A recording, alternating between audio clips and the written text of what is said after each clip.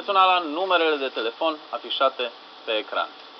Trecem la ultimul invitat, care este un domn foarte ocupat. Are 16 activități la Palatul Copiilor, printre care și hidrobiologia. Abia aștept să aflăm ce este hidrobiologia. Dați-mi voie să-l introduc în scenă pe Dorian Cristian Victor Ciutacu.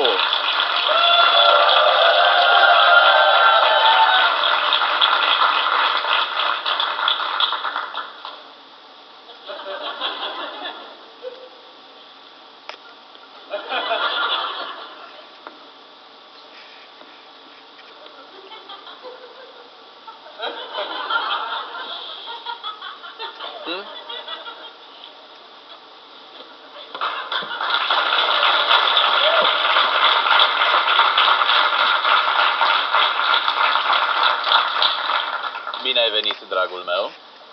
Mulțumesc, la fel. Îmi place cum ești îmbrăcat. Cu plăcere.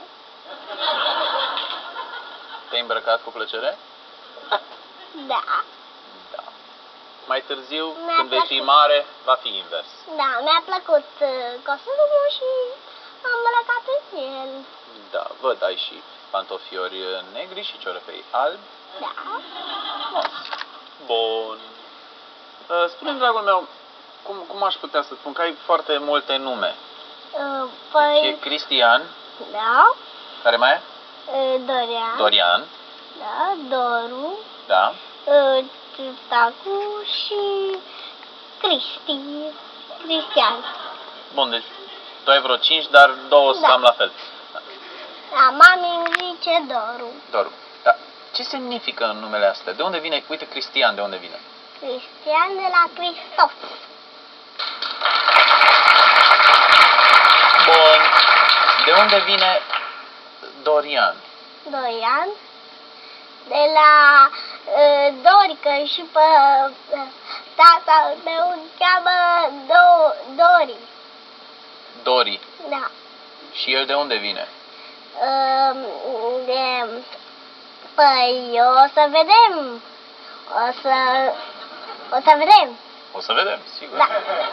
Victor? Victor de la Victorie. Și Ciutacu? Păi...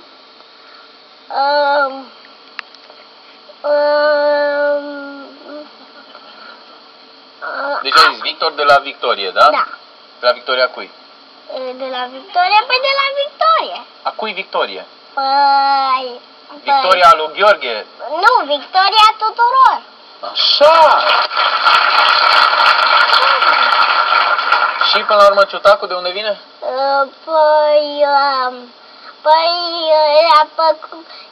Le-a plăcut lui mami și lui tati numele și... Dintr-un catalog și l-au ales.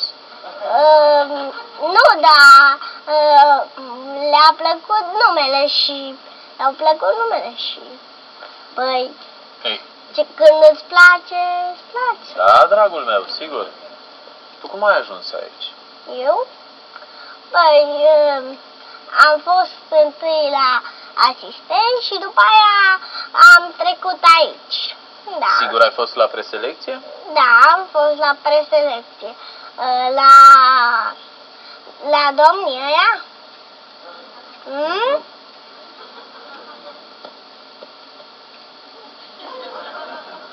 La niște domni erau și niște domnișoare. Da, da. Cum le-ai spus tu colegilor mele?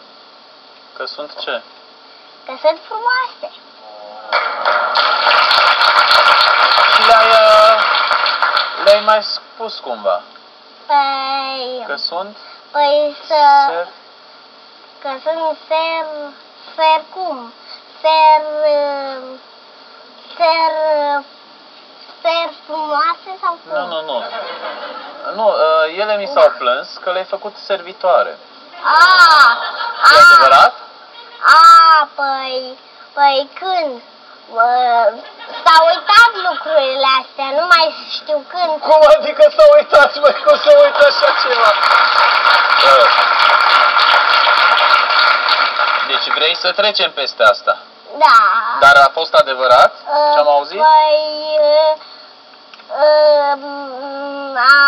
am cam uitat. Am cam uitat lucrurile astea. Le-ai uitat, dar le-ai făcut servitoare, nu? Păi, eu am uitat. Ai uitat. Ele nu. Da, cam așa ceva. Da. Și am auzit că nu te-ai rezumat doar la a le face servitoare, mă rog, și frumoase. Da? Și am auzit că cu Adina, de exemplu, te-ai pupat. Care Adina? Fata aia roșcată. Da, e adevărat, asta da.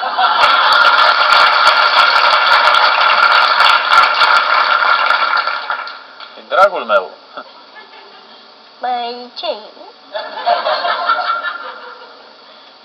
Vii la preselecție, Da? dar de fapt de ce ai venit la preselecție? Păi, ca să învăț. Ce ai avut de învățat? Adică nu, că am aflat. Am aflat ce ai învățat la preselecție. Și ți-a plăcut când te-a pupat, sau mă rog, când ai pupat-o pe Adina? Da, mi-a plăcut.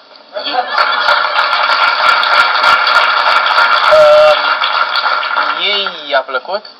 Ei, da, i-a plăcut. A zis că mulțumesc.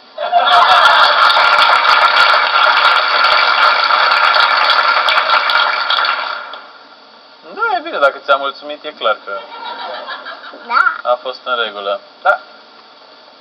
Tu știai că Adina e măritată? Adina? Da. Păi, de unde era să știu? Dar înainte de a... Păi, lumea a spus nici o păsărică. Pe asta ar mai fi fost.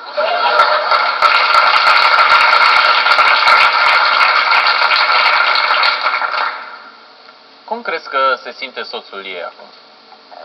Păi, cred că se simte frumos. Pentru că tu i-ai pupat soția? Păi, cred că s-ar simți prost. Da, s-a uitat lucrul ăsta, că a trecut și trecutul nu trebuie să le mai gândim la el.